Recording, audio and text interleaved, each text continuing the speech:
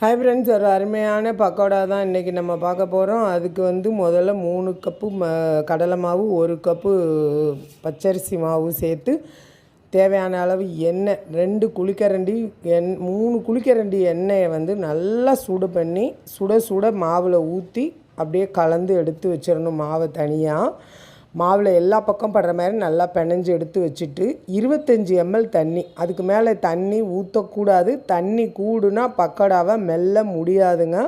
கண்டிப்பான முறையில் கண்டிப்பாக மாவை நசுக்கி பிணையக்கூடாது, தண்ணி அதிகமாகிடக்கூடாது. 25 mlக்கு மேலே உங்களுக்கு தண்ணி தேவைப்பட்டாலும் கொஞ்சம் எண்ணெய் விட்டே பிணைஞ்சிக்கிட்டால் தான் சாஃப்டாக இருக்கும். எண்ணெய்க்கு பதிலாக டால்டா, நெய் எது வேணாலும் அது உங்கள் சாய்ஸ் தான். நான் இன்றைக்கி கடலை எண்ணெய் தான் எடுத்துருக்கிறேன். 1 ஸ்பூன் பெருங்காயத்தூள், தேவையான அளவு உப்பு, இஞ்சி, பூண்டு, சின்ன வெங்காயம் எல்லாமே உரலில் இடித்து சேர்த்துருக்குறேன்.